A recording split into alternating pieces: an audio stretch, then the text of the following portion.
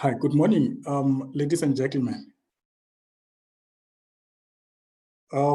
It is 10 o'clock now, and I think we should start.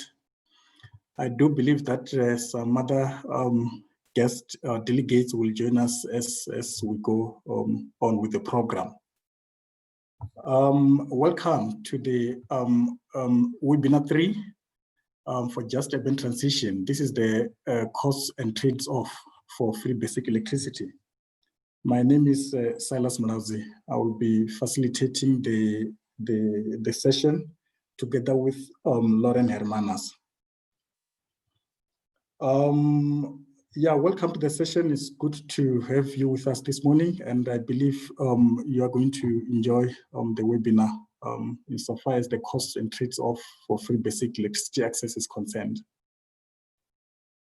What we're gonna do is that I'm gonna take you through some basic rules that I believe we are all familiar with, which basically include the fact that let's mute our microphones during the course of the webinar. And we also recommended that we do the same on the video. Only when we are speaking, we can then unmute and mute afterwards. And we can use the chat box to ask questions during the course of the webinar. And apart from putting question on the chat box, you can also virtually raise your hand to indicate that you would like to speak or to comment or to ask question, and the facilitator will then invite you to speak, in which case you will have to then drop your hands and unmute, speak, and mute afterwards. In a situation where you would like to submit additional question or feedback or comment that could not be addressed in the webinar, please use the any of those two email addresses to ask such question or comment or feedback after the webinar. This is the program which we have on item number 1. However, I also want to highlight that ideally, we as the facilitators would have liked to you to introduce yourself, name, organization, position one by one. But due to the number of delegates, we are afraid that that may take long. Then we then request you to put your name as well as organization and email address on the chat box so that we can be able to send you the presentations after the webinar.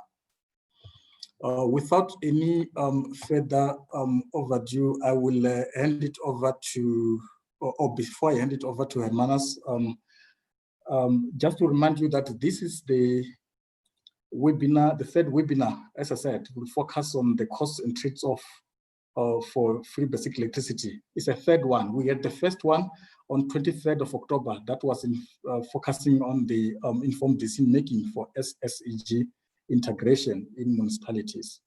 And the second webinar took place on the 17th of November, which was the impact on SSEG on the municipal revenue and tariff setting. So today we're on the third webinar. I'm gonna hand over to Lauren to introduce the next speaker. Thank you. Over to you, Lauren. Great, thank you so much, Silas. Good morning, everyone. Good morning, everyone. We're very lucky this morning to delve into the issue of free basic electricity. Thrilled to have as part of this webinar in particular, but also as part of a much broader collaboration, WWF South Africa, which has been conducting research in partnership with the IISD and the City of Cape Town to really think about some of the complexities and trade-offs involved in both raising the level of access under the free basic electricity allocation, as well as exploring the deployment of alternative technologies to do this. So I'm not going to hog the stage for very long. Just to say that we're going to start with a little bit of an overview of this particular partnership from Louise Scholtz. Then we will hand it over to the City of Cape Town to delve into the particular nature and character of the problem around free basic electricity for the city, which obviously has broad relevance for municipalities throughout the country. And then we will hand over to the IISD team to talk us through the particular modeling exercise and the broader relevance and application and conditions for usefulness for modeling as well. We will then, as Silas has indicated, go over to a Q&A session. And please, I would really encourage everybody, if there is not space or you don't feel like you want to address a particular question during the session, please do share your questions with us, either in the chats or via email.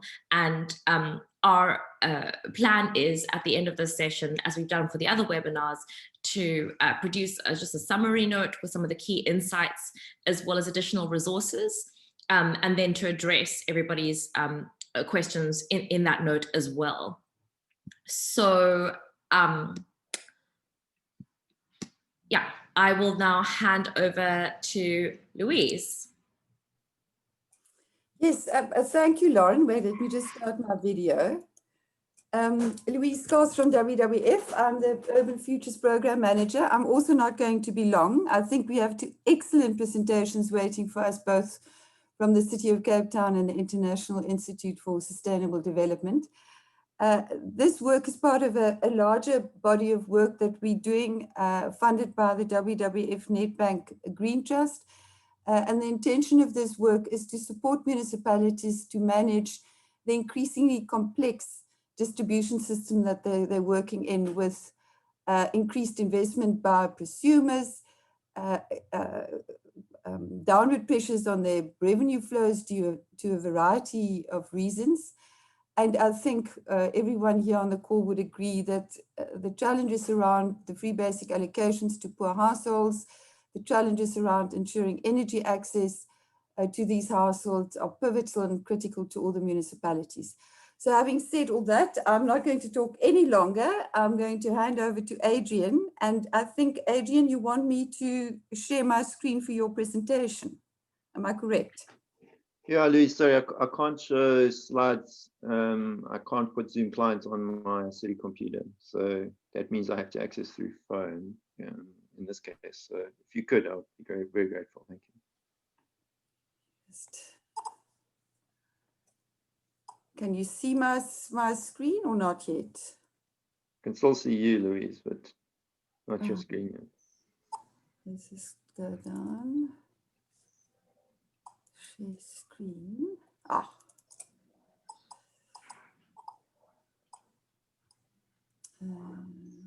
Great, it says you've started, so I think it's just taking a second. Okay, there it is.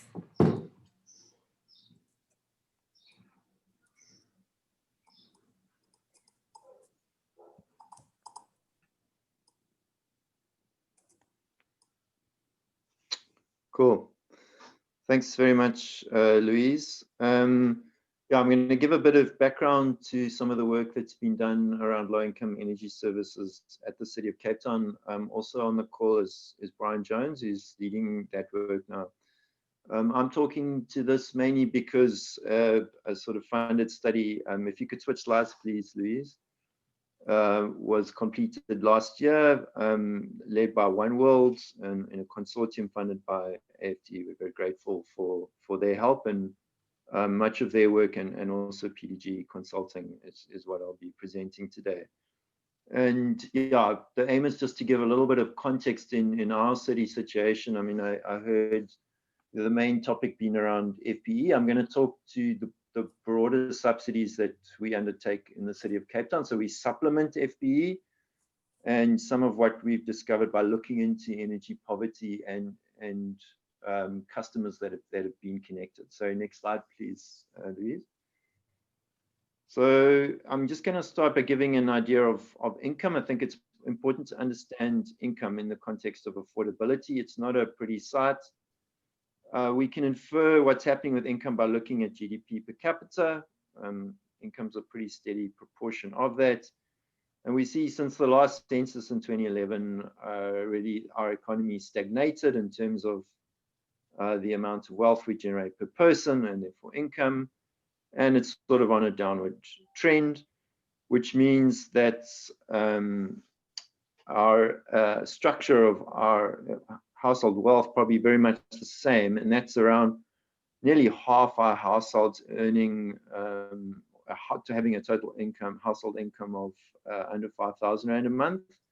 And if we put that less politely, that means about 24% of the City of Cape Town households are below the international poverty threshold of $1.9 a day.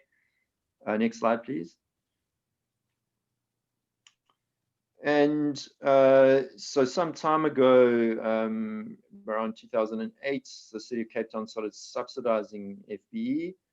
And you can see that combined with FBE and the subsidized tariff, that's managed to some degree dampen the very, very severe Eskom tariff rises, which have taken electricity up more than double since then. And the subsidized regime has cut that to about 50% more. And you see lately we've even managed to bring that down slightly, but still quite a significant increase. And that means that in real terms, incomes haven't increased, especially in that low income cohort that I've shown, but we see that commodities, especially electricity, even subsidized electricity, is quite a bit more expensive. Next slide, please.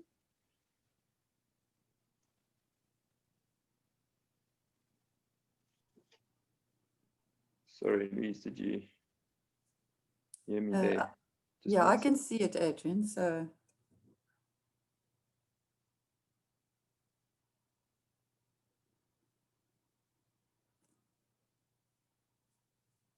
Adrian?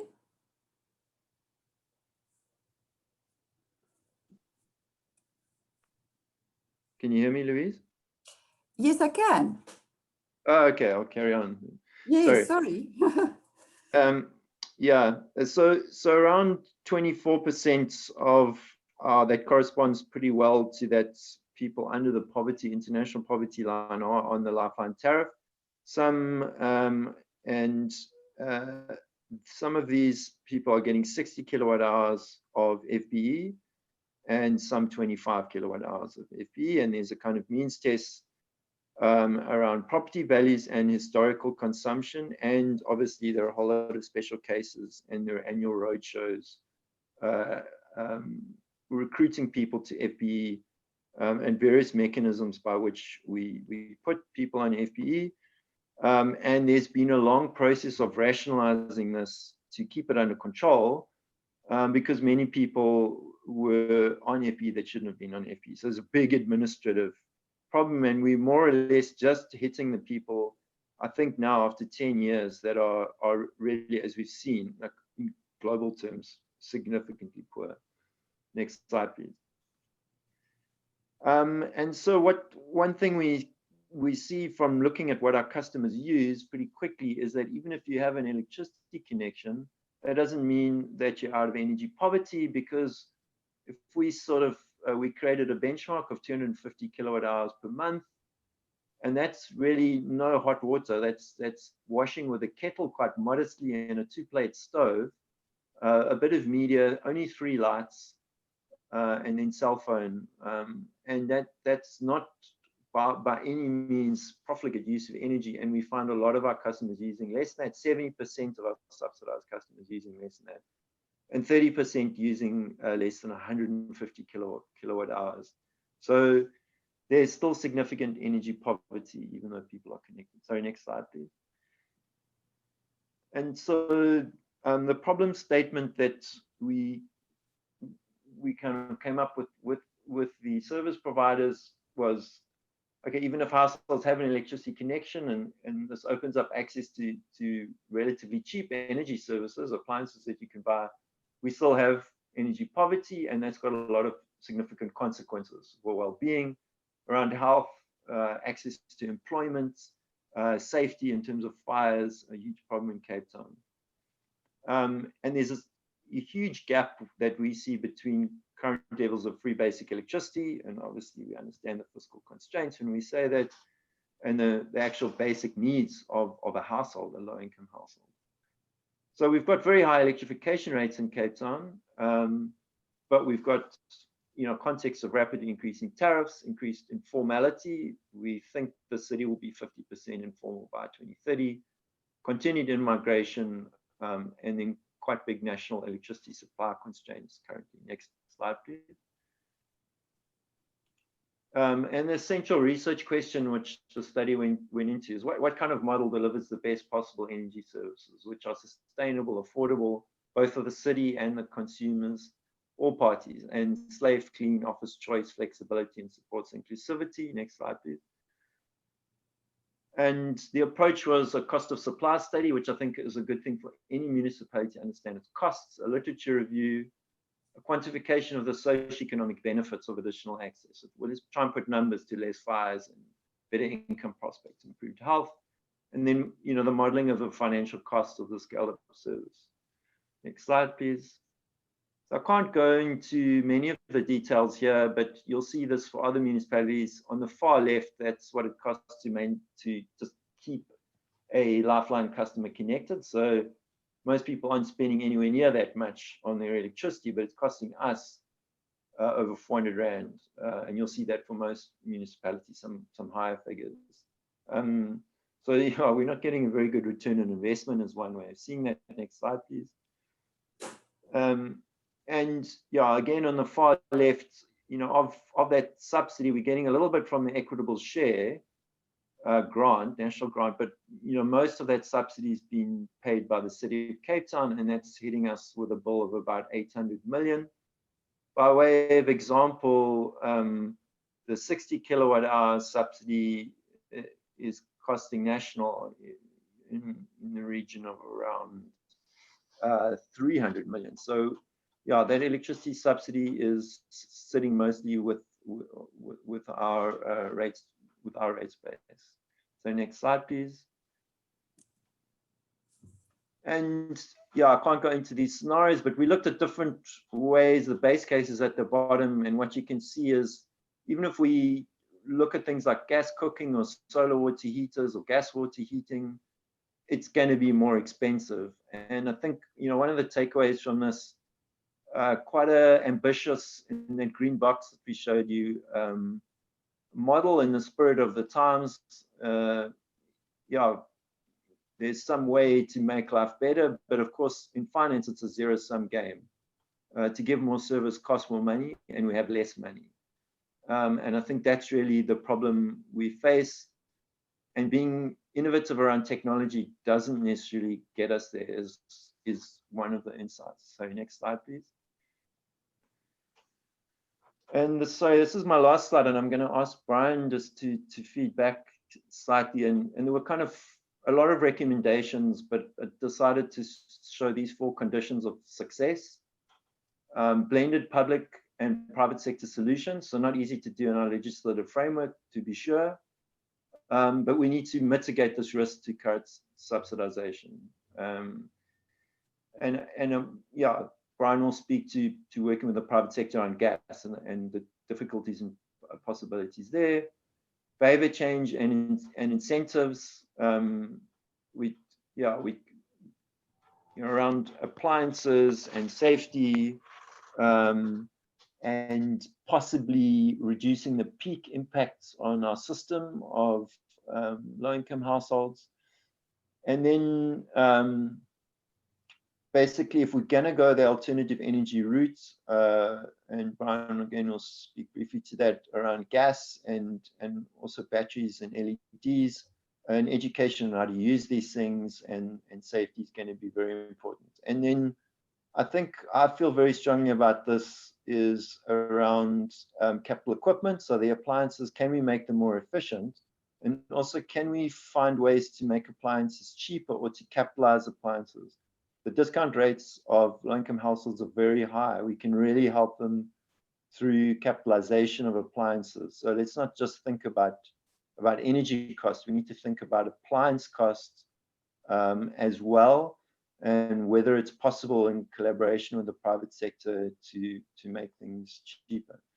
So one of the things, just in conclusion, I mean, we might not be able to help our connected customers, but we do have a significant number of households that aren't connected. And it's quite unfair. They're not connected, so they don't get this benefit of free basic electricity and subsidized electricity. They're cut out of that subsidy regime. It's one of the best things we can do. It's the most efficient form of one citizen giving to another, fiscally efficient, is to subsidize something like electricity. And so, yeah, we feel quite strongly that something like free basic gas, which kind of is supported broadly in the legislation, is at least something we can do to that very small minority that aren't electrified but growing, to make the distribution of subsidized energy services a lot more equitable. And so, yeah, I'm going to ask Brian just to briefly speak to that and something he's been looking at over the last year. Thanks very much. Thank you.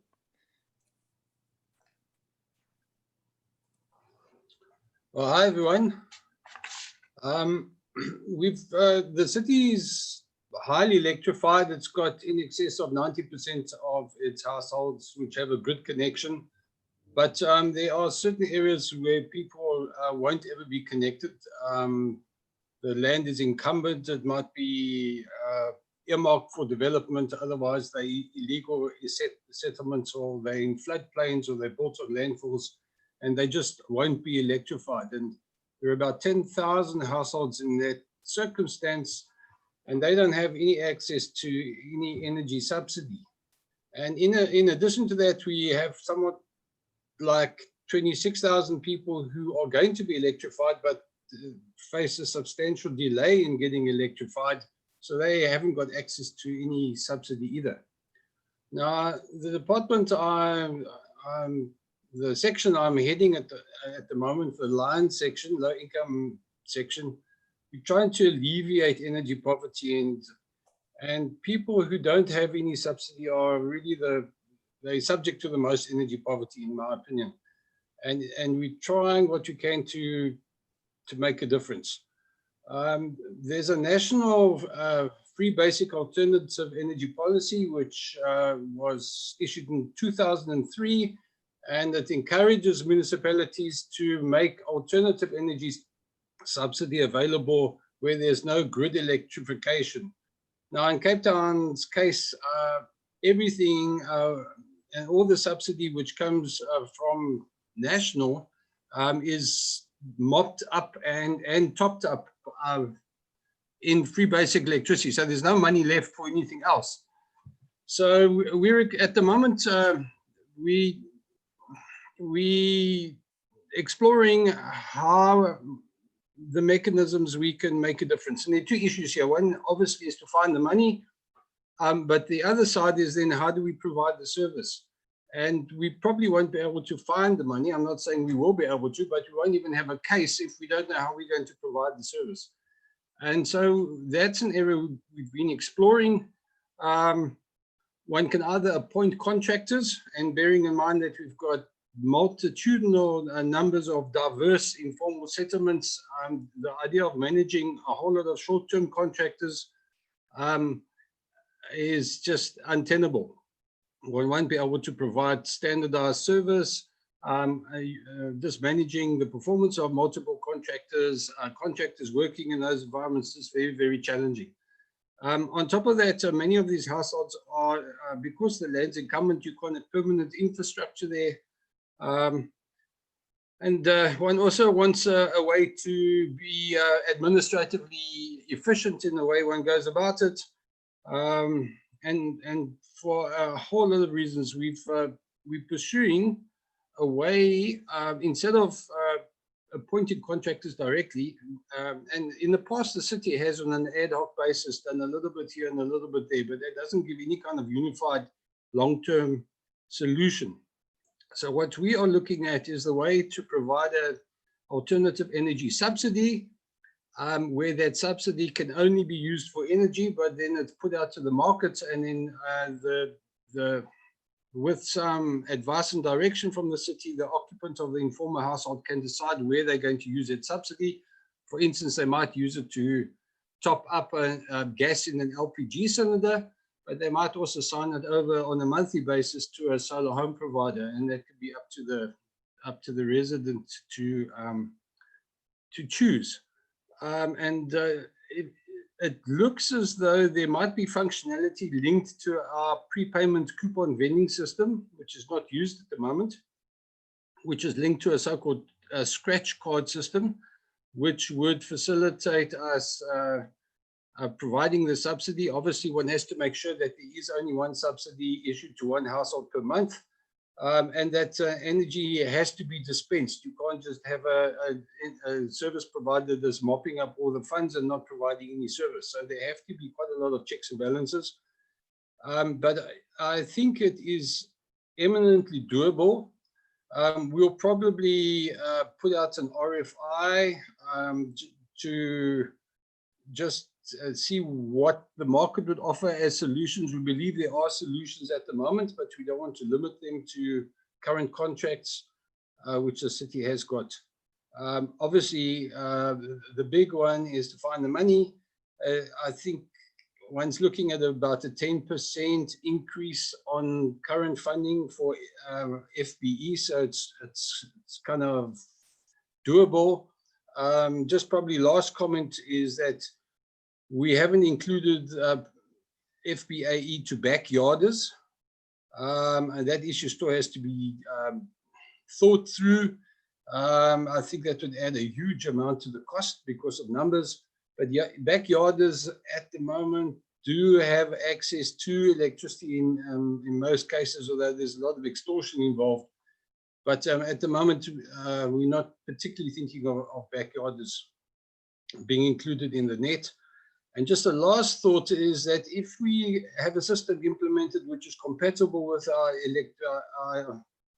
FBE and free FBE, and this is just thinking, I've got no official support for it, but in the future it might be cheaper for the city to allow somebody to use that FBE money for LPG. Might be cheaper for the city because it reduces peak consumption when electricity is the most expensive from Eskom, because people basically use lots of electricity during peak periods. So that's where we are at the moment. Thank you for your time. Okay, no, thank you very much, Brian and Adrian. Yeah, it was a good presentation indeed, and I can assure you that we've noted the problem statement, in particular the significant gap between the current levels of FBI, free basic electricity, and the actual basic energy needs. And I anticipate lots of questions and inputs around that, and also the issues around the increase in electricity tariffs, and of course, increase in the in-migration, as well as national electricity system supply constraint. We have noted that.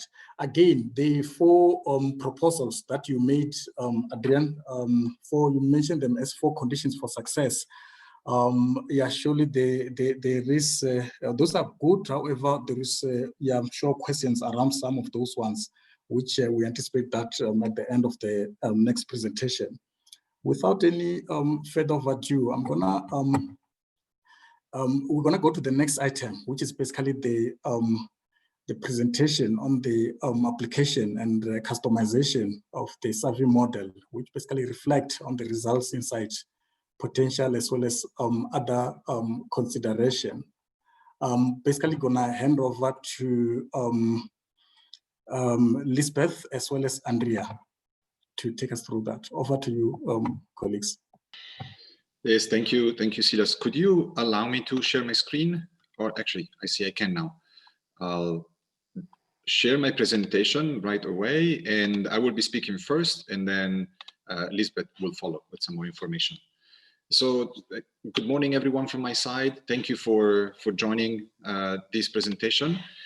So what we are going to talk about is the development of a model, a simulation model, that was created with a few objectives. I list them here. First of all, we want to map and understand the complexity related to energy consumption as a starting point for the town, for Cape Town. And then the method used is a systemic approach that builds on the work that has been done before, as it was presented earlier. It aims at capturing the dynamics of change and forecasting how the context will follow different paths in the future for Cape Town. And then the approach used is co-creation, meaning that we don't have a pre-built model that we could just apply to this context, but we had several conversations to understand what is the context, how is the problem, or let's say the opportunity not being realized rather than a problem emerging. And then we have developed the model we will show soon. It is important to mention that this model was created as a tool to explore options to be further customized, personalized with new numbers and so on and so forth, rather than being a model that is already fully set up to generate precise forecasts. So it's really a model that helps asking the right questions rather than providing ultimate answers.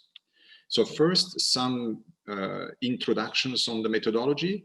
We use two methods. The first one is qualitative, and this is what we've used to map the system in a way. This is called systems thinking.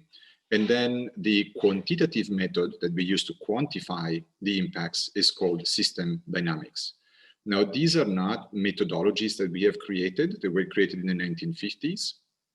And they are applied to a variety of problems, going from supply chain management in the private sector to sustainable development planning.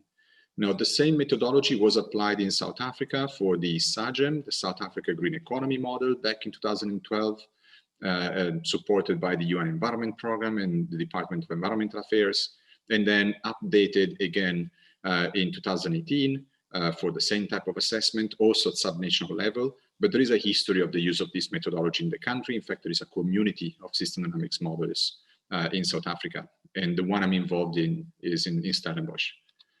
Then, as a next step, why we use this methodology, I think it's important to clarify that every method and model has strengths and weaknesses, but here we use this method specifically because it allows us to connect how the way a system is set up to how it behaves.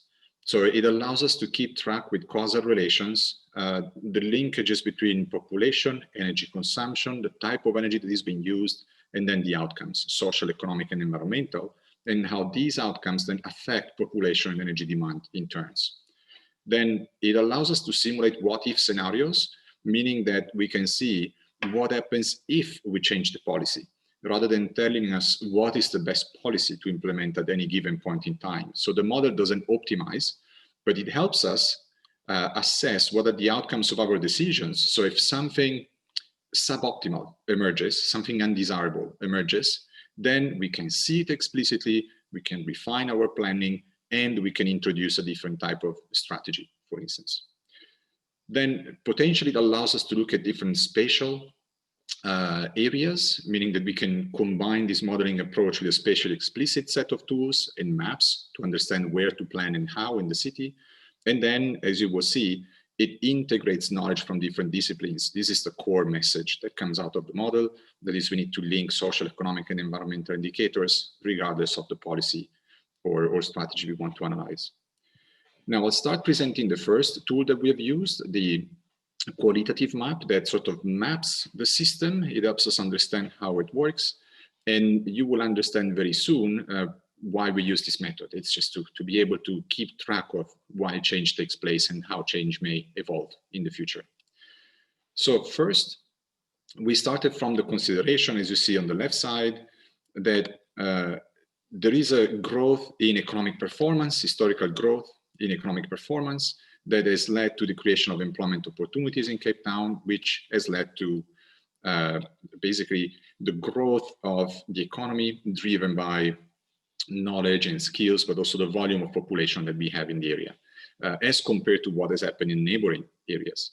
Now, this has led to the growth of income overall in the city, which for certain household groups has led to the increase in affordability, which ultimately improves even more the economic growth of the city, which creates, again, more economic productivity, production, and employment, and so on and so forth. So we see here historically a reinforcing or self-reinforcing mechanism with the economy of the city growing over time.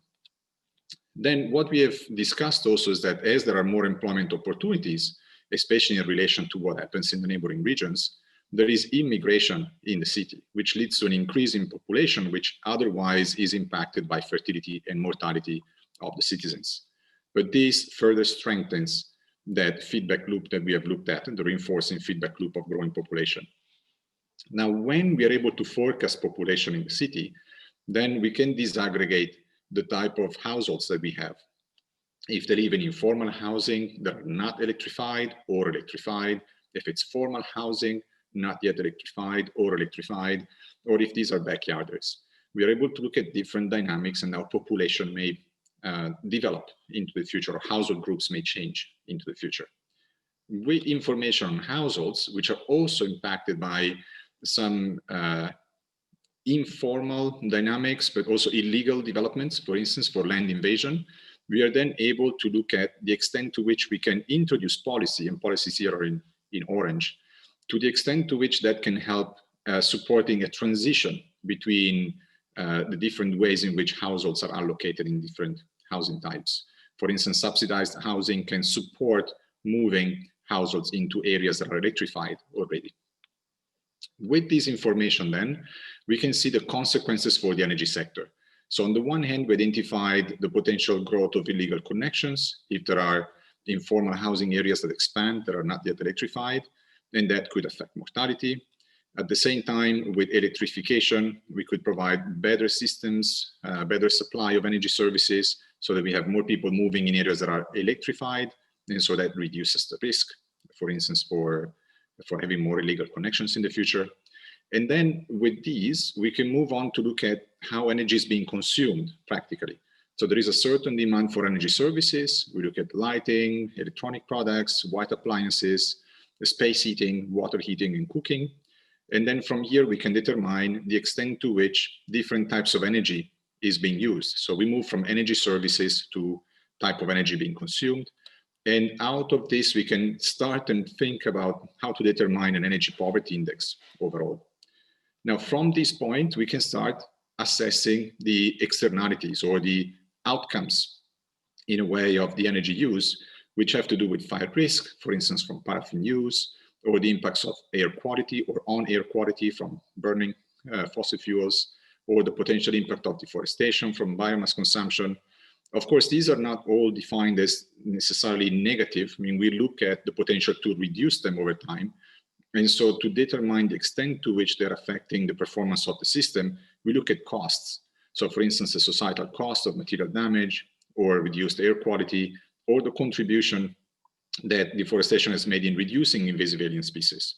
So the model, again, is not set up to optimize and define what's good or bad. It's just set up to forecast what happens if we change a given policy.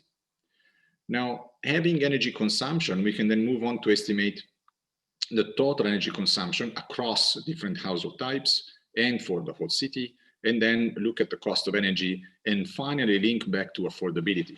So we can see the extent to which dynamics in the energy sector or for energy consumption and pricing affect the performance of households, economic performance of households in the city. Now, this is where the pricing of energy comes in, with the energy price for non-electricity and the electricity price, which is of course impacted by the tariff policy, by electricity subsidies, by electrification, for instance, grid upgrades, and so on and so forth, out of which we can then determine the cost of the subsidy system. So overall, what we see in this case is that there are pros and cons for every action we implement. And again, in orange, we see the policy options, but we can see also there are some factors that may not be taken directly into account, such as the reliability of electricity supply, which may be impacted by, let's say, if you go to a renewable energy strategy, the theft of solar panels. So we have a short-term improvement in the performance and reliability, which is then followed by a medium-term or possibly even longer-term negative development. If once the panels are purchased and they're stolen, there is no money or resources to replace them. So we are trying to look at, in an objective way, all the pros and cons from a societal perspective. So building in social, economic, and environmental factors, some of which have to do also with education, capacity building. Oh, apologies, my PowerPoint has decided to crash. But I was saying that we look at also the potential to improve how the equipment is being looked after, so that efficiency in the system could potentially improve, as opposed to having the low level of efficiency that is found now in many cases across different types of households. So this, and this is presented here on the top right corner. So this is in a way what the model is set out to do. Then at this point, we carried out data collection to figure out, and you see here in the thematic areas that we are highlighting, the extent to which we have data on population, which was fairly good, or on dwellings, and so how households are allocated into different housing types, and that was also fairly good. And then on the energy consumption side, by household type and fuel source or energy source being used, to then move to social and environmental externalities where information becomes less available, but it's mostly information that is modeled actually in many cases. And then we move on to energy price and expenditure to then affect affordability and economic performance. Now, this affordability and economic performance is where it gets a bit trickier, because we have data normally either at the household level from surveys concerning affordability, as we heard before, but the economic performance overall is normally for the city, where we want to affect migratory patterns and so on. So we have a model that works at different scales. So unless we do a quantification, even if very basic, and again, for testing purposes, it's difficult to tease out any specific policy messages, because there is a high degree of complexity in the model. So we can tackle it to a certain extent, but nevertheless, it's difficult. So we have then proceeded to develop this quantitative model, where we try and quantify as many as possible of the relationships that we have identified in the model. It is based, as I said, on the Systemnomics methodology. It's customized, meaning that we haven't built a similar model before, and it runs over time from 2016 and onwards with monthly or annual time steps, so that potentially you could look at into the future the seasonal distribution or changes in energy consumption from summer months, winter months, and so on, and then also assess the medium, the short, medium, and longer term consequences of action or inaction, so keeping the same policy or changing. So I'll switch over now to the software to give you an idea of what the model looks like. I would say it's as scary as the slides you have seen before, if not more. So this is the model itself. It's built on a software that is actually very flexible. It allows us to do models for a variety of disciplines, so it's not back to any specific topic or method. And I'll zoom in a bit more now, but I wanted to show you that it is basically following the same structure as the conceptual diagram I showed before. So we have the economic aspects here with the value added for the city of Cape Town. We have the number of households that change based on migration and internal growth. We then assign households to different settlement areas over here. We move on to demand for energy services here for lighting, for electronic products, white appliances, and so on and so forth. Then we determine the energy consumption by energy source for each energy service. And then here at the bottom on the right corner, we determine the externalities, the fire risk, for instance, potential deforestation, the use of paraffin and how it affects health costs, for instance. And then at the bottom here, moving towards the left, we have the calculation of costs with introduction of the subsidy policy that ultimately will go on to affect disposable income, and at the same time manage affordability, will determine the extent to which people can move up to other better types of settlements. Now, the model runs in no more than a second throughout the simulation. Changing a policy is actually relatively quick. If I look at the subsidy for electricity, we can modify that value for each type of households and settlement. Here we have informal, not electrified. Of course, we don't make any change to electricity subsidies for non-electrified households. But in this case, you can see for informal electrified, we have the possibility, and I'll extend a bit the timeline, we have the possibility to introduce a change in pricing. In this case, it's a simple assumption. We assume a 20% reduction as a shock introduced in the system from 2022.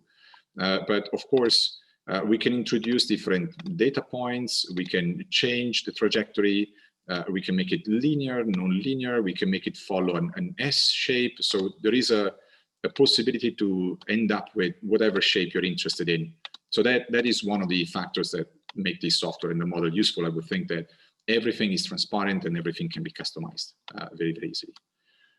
So as a result of these changes, then the model would run simulations to forecast basically outcomes for all the variables I indicated before, including some additional ones that we have added here on the right side that have to do with renewable energy.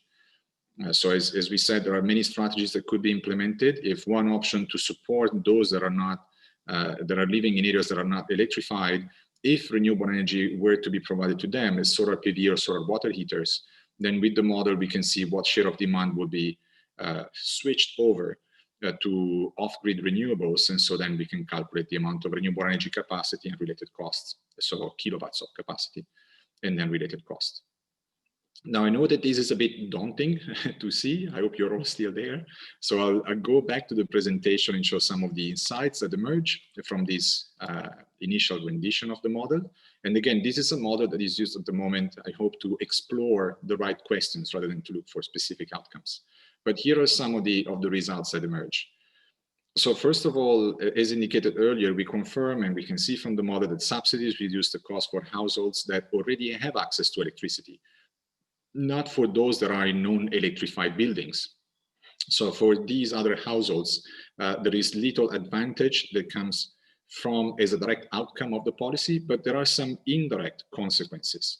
In fact, if affordability increases, all energy consumption is bound to increase, meaning that there is what is called a rebound effect. If you reduce or if you increase efficiency in one specific area, then there is going to be a rebound effect in that we have freed up resources to invest in some other areas or to consume other products. The same here, if you reduce the cost of energy, there is the potential that increased affordability makes so that people will consume more energy also in other areas or other types of fuels. So if electricity is cheaper, maybe we forget every once in a while to turn off the light. And so that is represented here, meaning that potentially there is going to be a short-term increase in all energy use when affordability increases, not only electricity, and that may lead to a potential short-term increase in the externalities. So the risk of fires, the health impacts and pollution and so on. Now, this is particularly important for those, of course, that are impacted directly by the subsidy, that are connected to electricity. But if that leads to the overall improvement in the city, that could be a side effect that emerges across.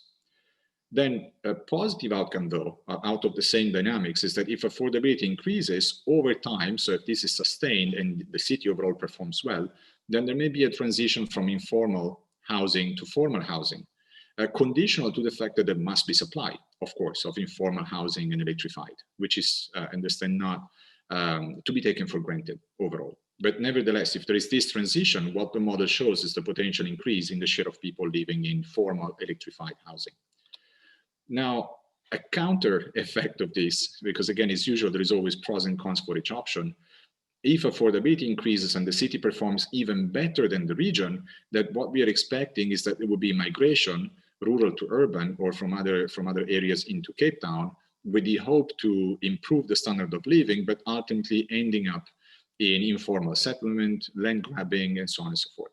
So while on the one hand, we may be able to improve the situation for those living in the city already, then we may generate more of an influx of people that are in need of support because of the ambition to improve their situation based on how well the city is doing.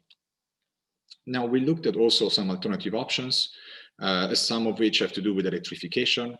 As I said, if this is via off-grid technologies, what happens in this case is that we reduce the externalities, meaning that we substitute the use of certain fuels for clean electricity.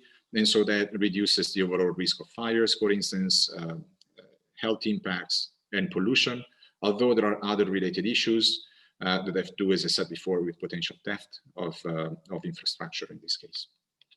And then energy efficiency is also an important option. We looked at the dynamics that are triggered here is on the one hand, we reduce the cost, which if it increases affordability may lead to all the side effects that we mentioned earlier. But at the same time, if this is sustained, then it effectively supports the reduction of all these costs, the social, somewhat hidden costs that normally are not taken into account when it comes to family budgeting and overall planning. So these are sort of the same dynamics that emerge across all the scenarios. And we see the 2 or 3 macro ones that are very important. One is the effect of affordability in improving the situation for households and then in transition to electrified housing. If that doesn't happen, there are side effects that may emerge. For instance, the extra use of energy or sources at that point, or the extra performance or improvement of performance that brings more people to the city. And these two dynamics will create a lock-in, meaning that you never get out of the subsidy approach in a way. The more successful you are, the more there will be a need for that practically. And also the externalities will not decline extensively. But if this is combined with energy efficiency and renewables, all done at the same time, of course, with all the complexity this brings, because it's not an easy process on the subsidy side, it's even less so when you add energy efficiency and renewables, then we can see the potential accumulation of benefits over time, meaning that the subsidy addresses the need here and now, but it doesn't need to cumulative change over time that improves the situation in a sustainable way. That is the potential of energy efficiency and renewable energy, especially off grid, because on top of addressing part of the short-term need, they also address in part the potential shortcomings that emerge from being successful on the subsidy side, and more importantly, they create the foundations for the longer-term accumulation of benefits that generates the structural change that is expected. So I hope that these initial insights are useful. We will have, of course, the model being made available with instructions for further use. And any comment or suggestion you may have on that would be very welcome, not of course today, but also over time. And I will pass on the word now to Lisbeth Kazier, my colleague, to give you more information on the underlying the set of models or the framework that we have used to develop this model in this case, which is called SAVI, Sustainable Asset Valuation, which is part of a different strand of work, but it has greatly informed the way this model has been developed.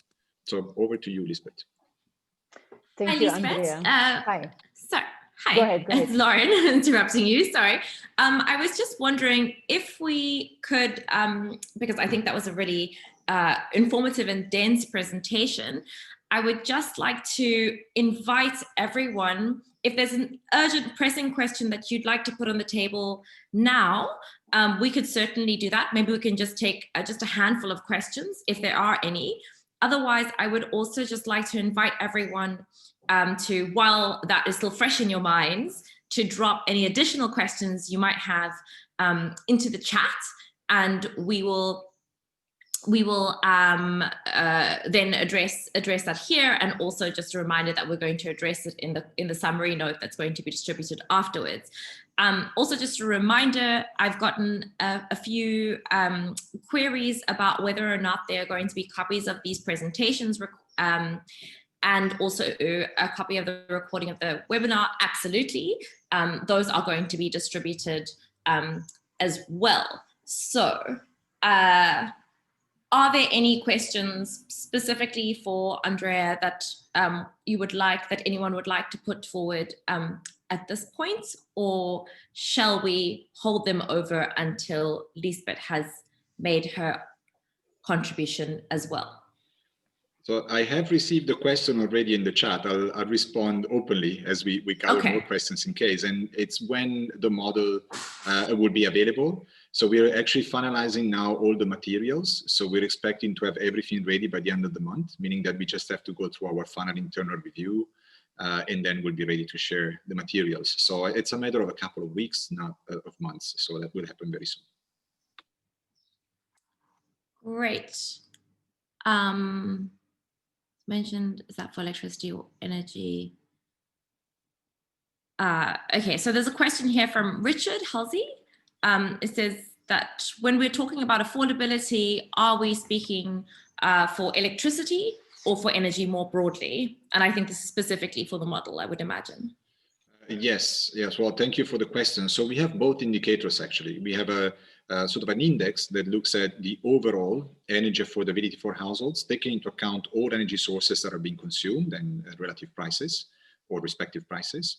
And then at the same time for electricity. So we see the extent to which there is the potential for increasing consumption when prices change, meaning that we increase the affordability threshold. Nevertheless, we are not looking in detail at different levels of consumption. So we're not looking at whether there is more consumption being unlocked because of the extra affordability, say moving from a certain level of consumption to another bracket or another level of consumption. We just have a continuous change in the model without grouping into specific type of consumers in a way, just households, disaggregations. Great, thank you. Okay, so it looks like at this stage there aren't any additional questions, so we'll hold over on the Q&A until the end and hand over to Lisbeth. Lisbeth, thank you very much, and thank you for graciously allowing me to interrupt you. No, of course, thank you, Lauren, and hello to everyone. I certainly realize that it's a full package of information we're providing you with the PowerPoint. So really, if you have any questions also throughout that come up now, feel free to put them in the chat directly. And basically what I want to do in the next couple of minutes, and I won't take long, is to take a step back and explain a little bit more of the background of why and how we came about developing the SAVI methodology, the Sustainable Asset Valuation methodology, which forms the baseline of the work that Andrea just explained to you.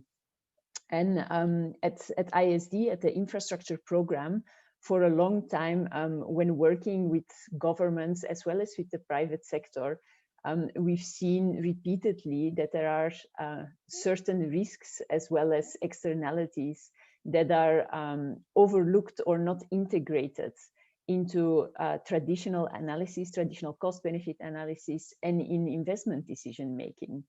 And the reason for which we started to develop SAVI was really that. How do we better integrate? How do we better quantify environmental, social, governance risks, climate risks, and other externalities, benefits, positive and negative externalities that infrastructure projects can bring for governments, for citizens, as well as for investors. And so on the next slide, you'll see that the SAVI methodology is really a combination of that systems thinking that Andrea explained earlier, the qualitative side, the tools of the causal loop diagrams, as well as system dynamics models, as well as project finance models, to be able to provide an integrated assessment and also a comparison of different infrastructure projects. Next slide, please. So the three characteristics, if you wish, or features of the methodology is, on the one hand, that we're simulating different scenarios, looking at different kind of comparisons of projects, of technologies, looking in the energy sphere, for example, what's the comparison between fossil fuel generated electricity and renewable energy? And how can we place a financial value on some of the risks and externalities that some of the avoided costs and added benefits that those projects bring? In addition to that, since the last 12 months now, we're increasingly working with climate data from the Copernicus Climate Data Store to better integrate climate risk into the projects that we are assessing. And this can range from specific infrastructure projects as well as infrastructure portfolios, where we're going to have a much more accurate and much better estimate on what's the result of including changes in temperature, changes in precipitation on a very specific location, and what's their impact on the performance, the financial performance of projects. And a last point or last characteristics of the methodology is that we really customize the model, either to individual projects or to individual policies, as well as to the local context, as Andrea has also showed you in his presentation before. And to just give you a snapshot of the climate risks, which are increasingly important nowadays in the assessment of our projects, and what does that mean in terms of financial impact, I just would like to show you a snapshot of a tool that we've been developing with the Copernicus Climate Data Store, where, and this is also access that we can provide you with, where you can see and start to simulate what's the impact in the location of, I put Cape Town here as we're looking at the Cape Town assessment today. What's the temperature change going to look like under a high emission intensive scenario, under a climate scenario, the RCP 8.5 that you see there, over the next 80 years. And it's that kind of data that you see there that we are now increasingly integrating into the SAVI model to better estimate the climate risks of projects. And a second feature of this application, and this is freely available online. On the next slide, you'll see that we're also generating some maps that are location specific, where you can see what under a high emission intensive scenario, what the temperature change will look like over time, which is the future change that you see on the map on the right. And in the interest of time, Andrea, you can skip the next 2 slides. And what I'll do is just jump to another application in the sphere of energy, where we have applied the SAVI model. And this is on an energy project in Senegal, where we've compared the first large-scale wind farm in Senegal with other energy technologies, so the heavy fuel oil and coal power plants, where we've also included a climate risk assessment. So what does climate change mean for the financial performance of the different energy technologies? And we've also included evaluation of different externalities.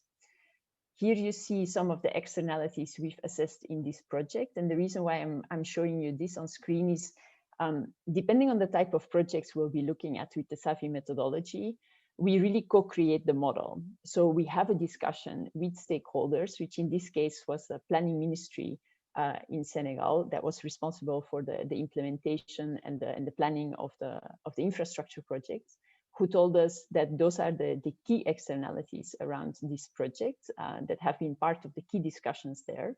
So what we did is to quantify and to integrate those into the final integrated cost-benefit analysis that we produced and that you'll see on the next slides. So this, while this looks as a very long table, actually the only points I would like you to focus on just now is just that at the end of the table, you'll see what we calculated here with the SAVI model is the levelized cost of electricity per megawatt hour. And the key points here is to see that when we include climate risks, when we include the externalities, and when we then compare the different energy technologies, we see that there is a very good investment case to make for wind energy in comparison with coal and in comparison with the HFO-fired electricity generation.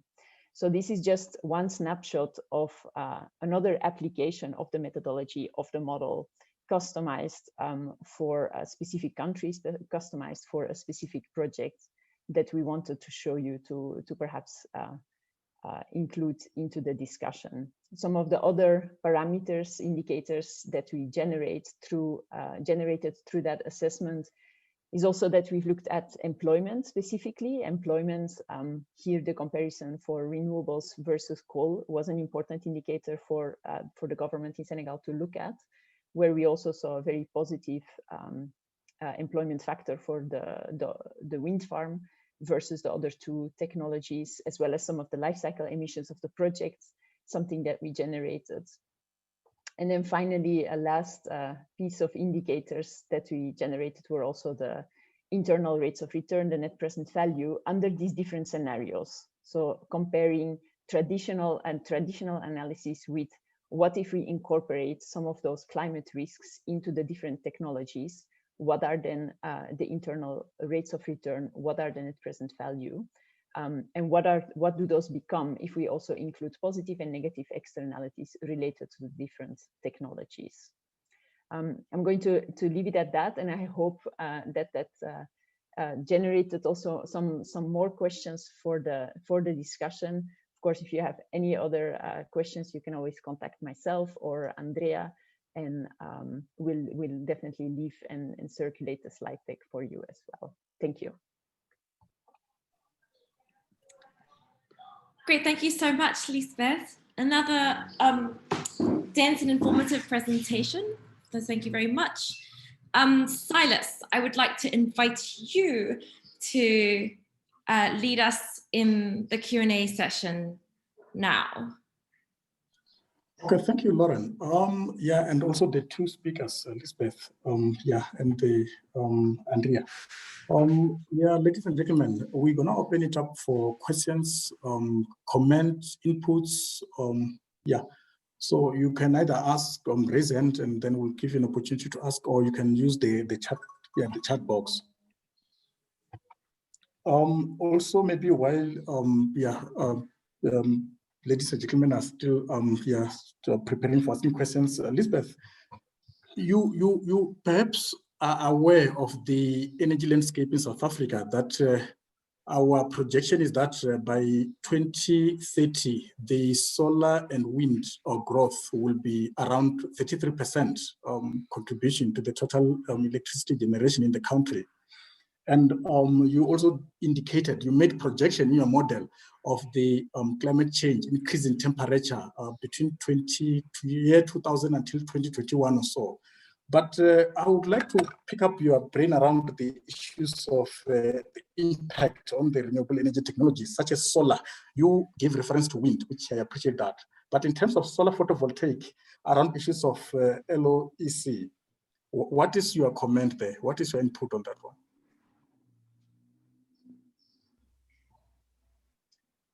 On in relation to the South African context specifically? Because then Yes. I may have to hand over to Andrea there, who knows the context much better than I do. We have been looking actually at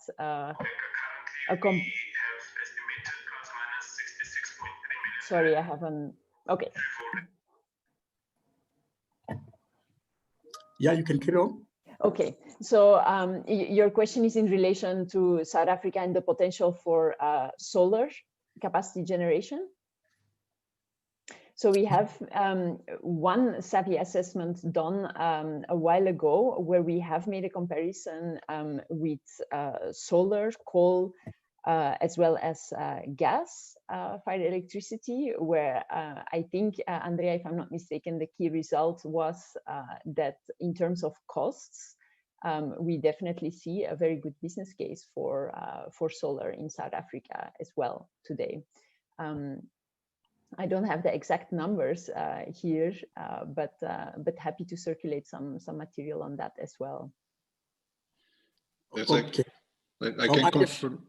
No, go ahead. Perhaps before, yes, while you're answering that, can you also questions around the issue of one of the main results from your study?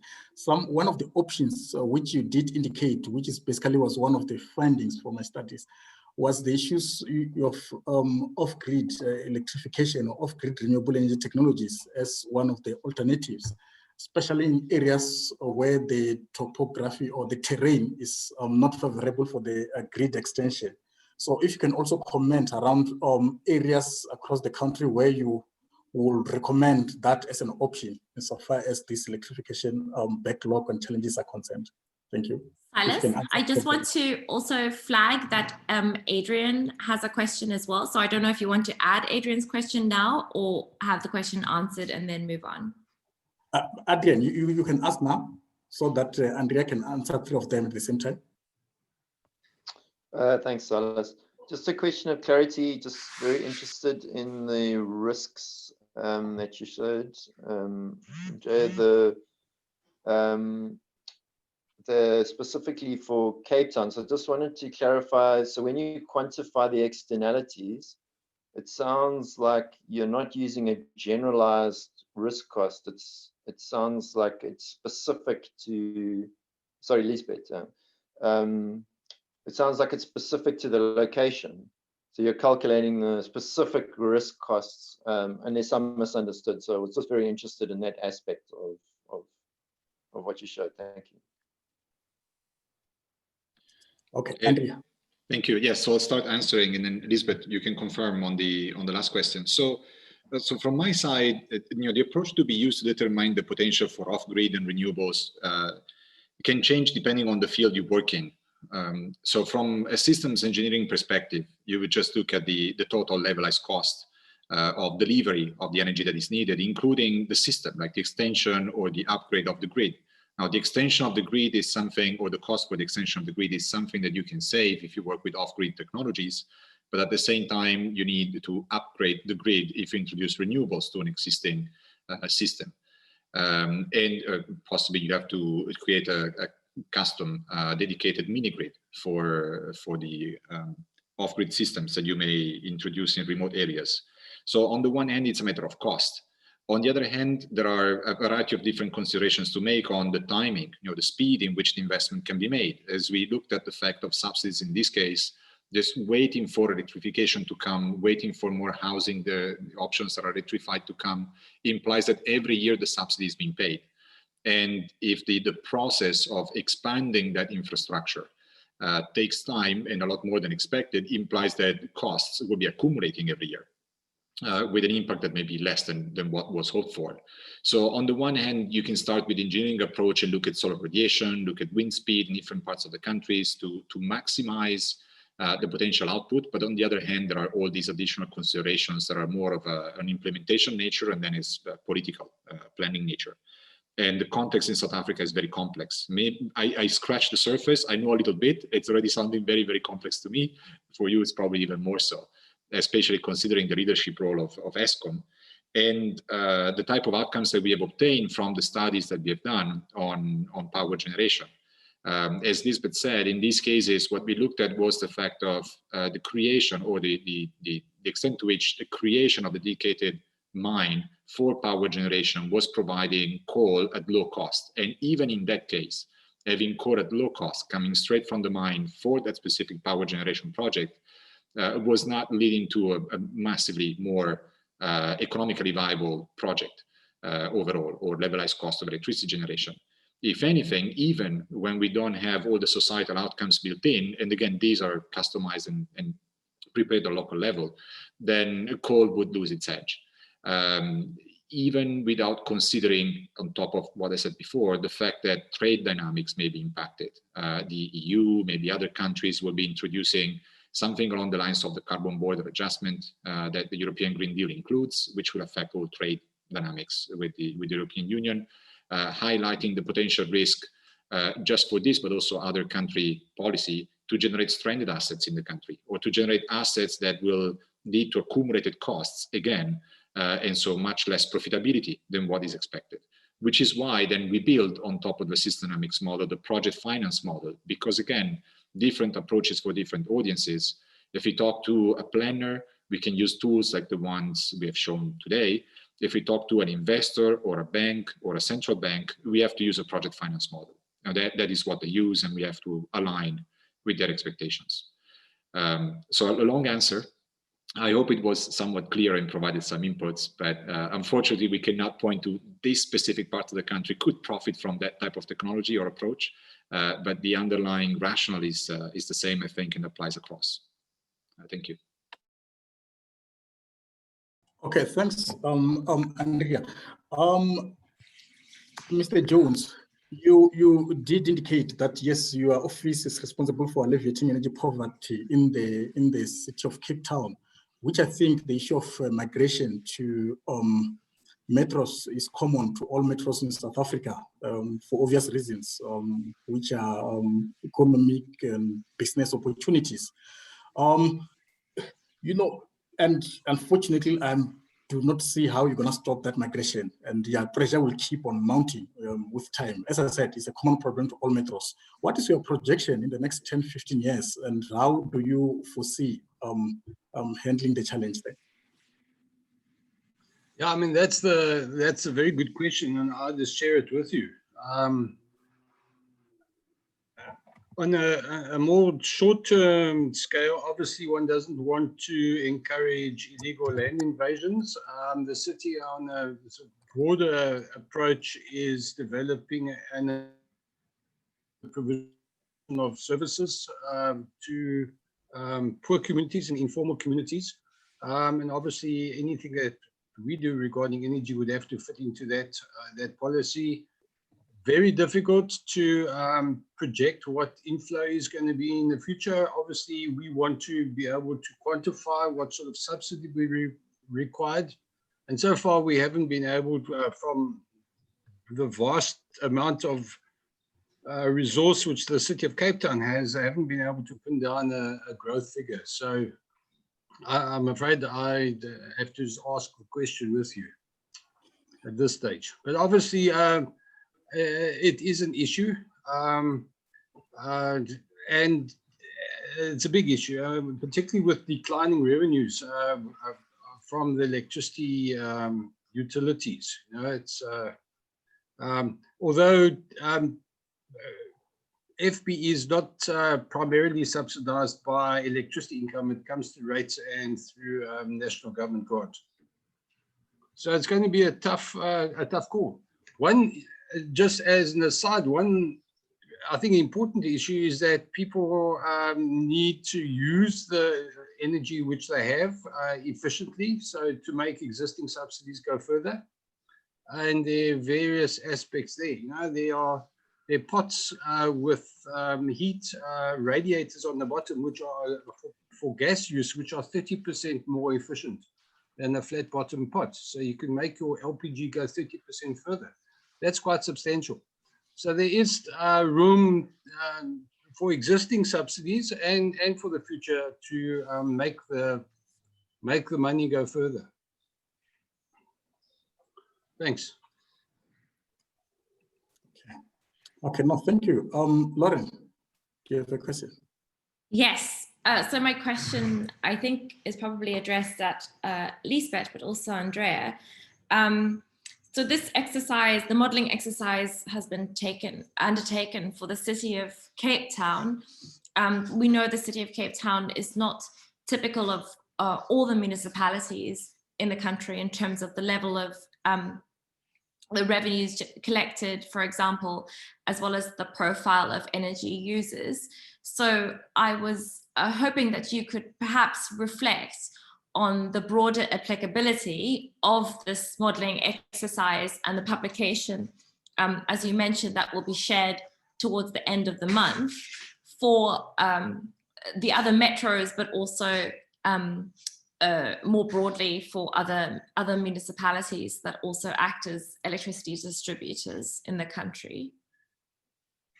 And then, Louise, do you want to add your question now? I see your hand's just gone up.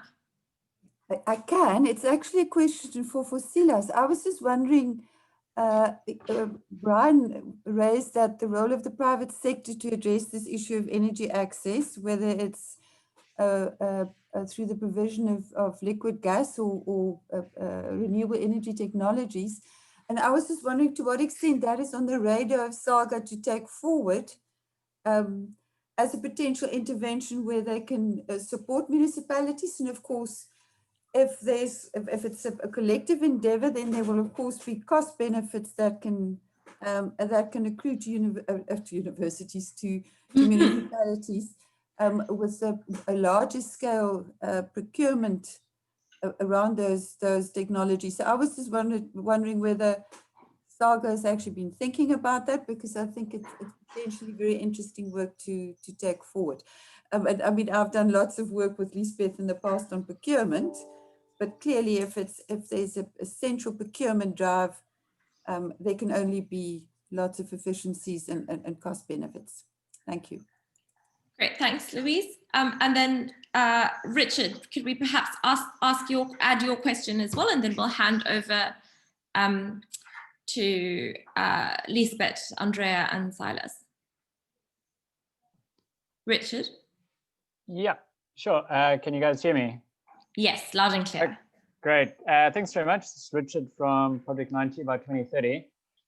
Just a sort of general question, not aimed at anyone in specific, but just talking about, affordability.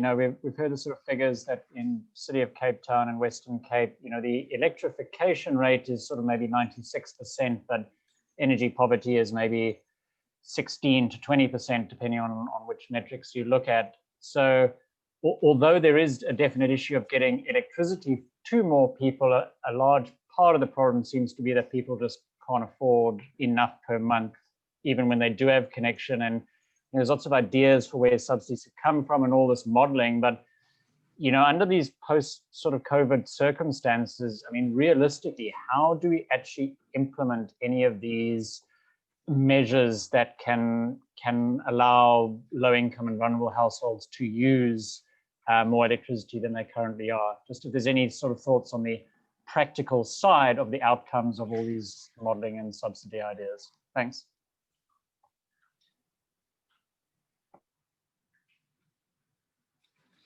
Great, thank you. Can I hand over to Liesbeth and Andrea, and then to Silas onto the thorny issue of government procurement. So Lisbeth, Andrea? Yeah, thank you for the questions. So Lauren, on the applicability and I think the replicability of these sorts of exercise for other municipalities, that is certainly feasible, as Andrea mentioned, and I'll let him comment on that. The model is very flexible. So we've, in this case, co-created it with the city of Cape Town, but I do think it already provides a very interesting blueprint for other municipalities, and it's very easy to change assumptions in the model to leave out certain parameters that are not of relevance for another municipality, or to add certain others that are more important to them. So I certainly think both the process as well as the model that we have now can serve the needs for knowledge creation and integration for other municipalities, certainly.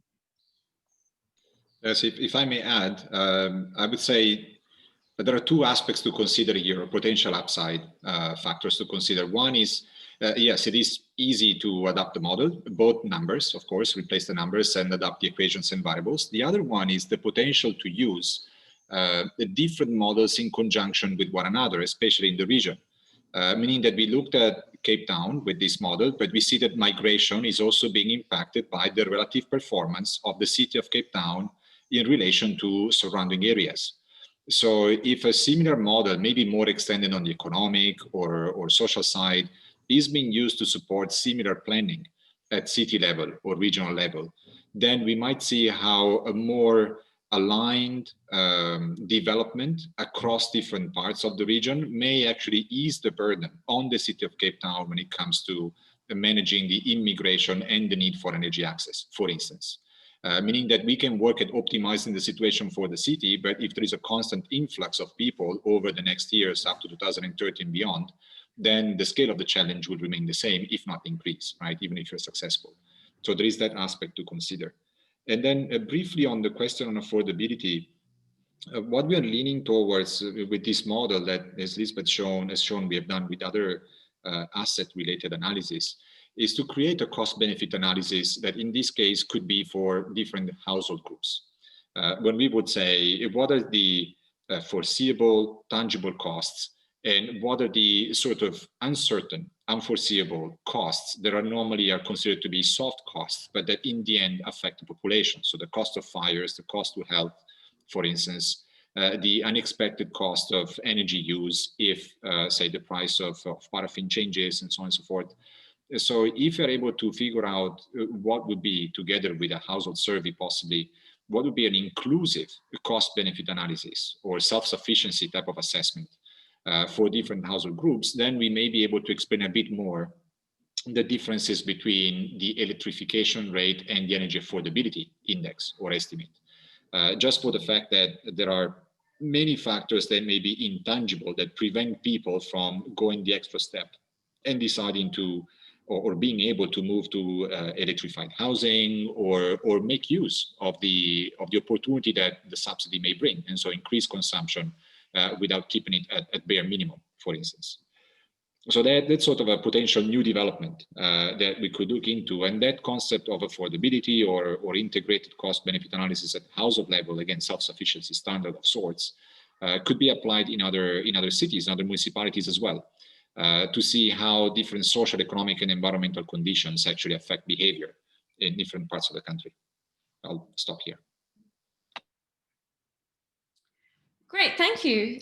Silas, would you like to respond to the question on public-private collaborations to address energy poverty and the possibility of SALGA perhaps creating leading work to allow for an integrated approach to solving the procurement barriers and challenges that might prevent this kind of strategy? Okay, no, thank you very much. I think Nhlanhla wanted to take this. However, before maybe he comes in, I wanted to indicate that yes, We have heard that question several times in different platforms, Louise. The last one was Women in Energy, somewhere in August or September, where, yes, the question came through about, firstly, our support as SALGA about the LPG first, as compared to electricity or source of energy to supplement electricity. And we made it clear that as SALGA, LPG is one of the energy sources which is sustainable and which we do support that. But the issues around collaboration with the private sector, it did came in, and we have made it clear that we do support sustainable form of energy for municipalities as SALGA. But in terms of remember, we do this on behalf of municipalities. Municipalities are autonomous. They do have their own procurement processes that they follow. They do have their own IDPs and list of projects that they intend to embark on. But what we did indicate that is we do support that, and where there is a need, we do engage a particular municipality and make presentation in terms of the sustainable source of energy, which LPG is basically one of them. But maybe, Shasha, do you want to come in and add? No, I think, Salas, you covered it to some extent. I just wanted to touch base on the public-private partnerships question. I think for the other parts, I think you've got it covered. Thanks, and good day, everyone. I think on the public-private partnerships, it goes without saying, SALGA is in support of that. There is a framework already at National Treasury that allows municipalities to do that. But I think although there is an enabling environment, we still don't have the base cases, what we can learn from. I think we are only starting now to have, one or two municipalities engaging on the public-private partnership setup, but we haven't seen it being in operation. It's currently underway. I think once you start having base cases about how PPPs are working on the energy space, especially in relation to local government or municipalities, I think we'll start understanding what exactly do we need to assist municipalities with? What are the shortcomings for municipalities to get into the space of public-private partnerships? But I think my affirmation was that the municipalities, nothing is stopping them to enter into triple Ps. There is a framework. Even private sector can also, as Silas has said, municipalities are autonomous entities. Private sector is more than welcome to, knock into the doors of municipalities, propose some solutions and some legal frameworks that might make it work both for the private sector and the municipalities, or especially on the electrification space.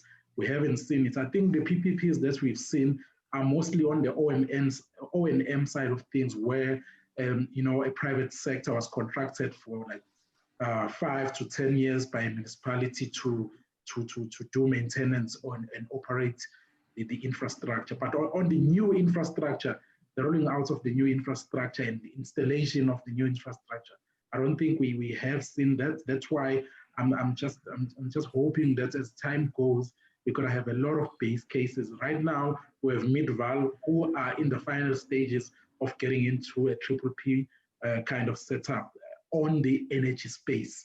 So I think that's going to be helping us a lot in terms of sharing the knowledge around what has been their challenges, what are the successes, and what can other peers in municipalities learn from the triple P setup in Midval. I think I've said the mouthful. Thank you, Salas, and thanks, Lauren. Okay, thank you, Shasha. Colleagues, do we still have any question? But if you do, you can write on the chat box. So I'm going to hand it over to Lauren. Thanks. Over to you, Lauren. Great. Thank you, Silas. Thank you, everyone. Thank you, Nhlanhla, for that clarity.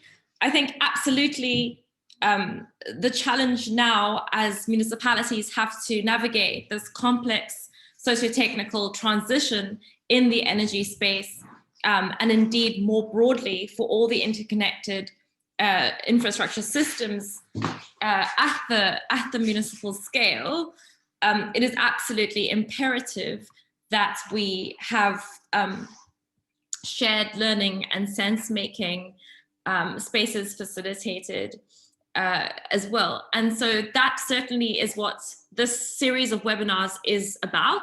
We will be continuing with this series next year. One of the topics we hope to address early on in the year is around wheeling and the facilitation of the wheeling of renewable energy within municipal boundaries.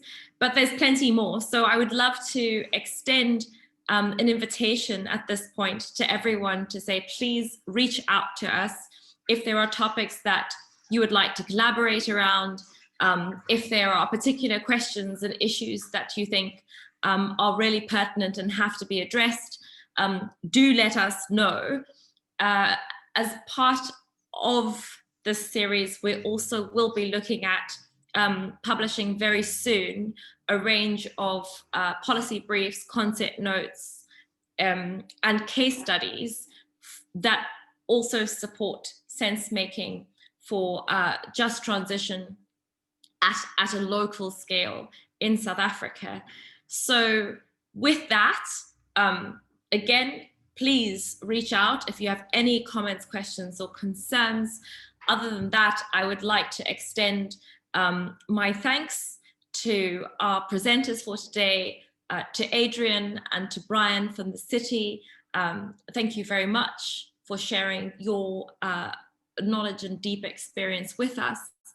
To Lisbeth and Andrea, thank you as well. And we hope to collaborate with you going on into next year. Thank you, Louise, for facilitating all of this and making this, this webinar possible. And to my colleagues at SALGA, of course, for being so open to collaboration and for really leading the charge, surfacing the challenges and opportunities and risks that face our municipal governments and the people that they serve as well in this process of transition within the energy sector. So thank you very much. And Silas, are there any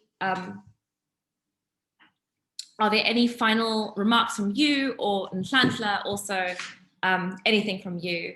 But other than that, I would like to say thank you very much to everybody, and have a great day further and a safe festive season as well.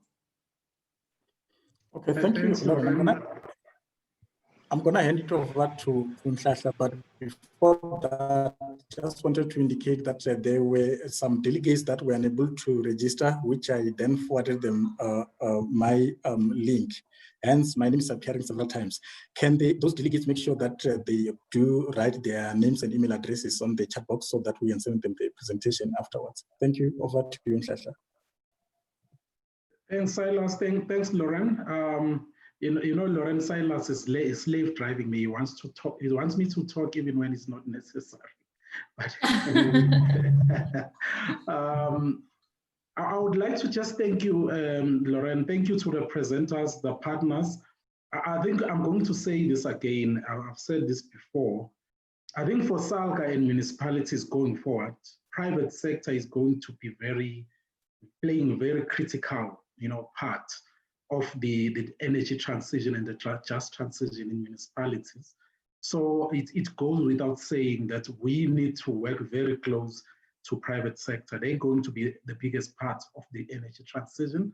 And as SALGA representing municipalities, we are here to support the facilitation of that, to ensure that it happens in a manner that is fair for municipalities and in a manner that is actually successful as well. So I think even the municipalities themselves understand, the criticality around the future of the their energy landscape. That it cannot really continue them in the manner that it's been happening. Almost 100 years ago, our system in South Africa, it's actually an old white elephant, and it's obvious that we need to change. We need to move into a future, move into a space where we are not monopolies anymore. We have to just let go of those powers. It's not doing good for any of us. It's obvious that we have to work with these partnerships, work with private sector, work with young people, people who are innovative to take us forward as local government. I would like to thank everyone, the partners who made this webinar possible. I think this is going to be assisting a lot. This online and virtual meeting is going to be assisting a lot in actually even the learnings for us as well, because it's make it easier, you know, because you don't have to drive up and down the meetings and having to fly to Cape Town or to wherever to try and attend the webinar. So I'm quite excited about what this new normal is presenting for us. It's actually bringing those opportunities even for municipalities to learn more. So I'm really thankful, colleagues. And if we don't meet from now, please go and be safe, practice social distancing, mask, for beverages, make sure you do it responsibly. Curfew is 12 o'clock, except for PE, which is, I think it's 10 p.m. So colleagues, please go and enjoy your Christmas, your holidays. Those who are traveling, please be safe. Thank you very much. Bless you.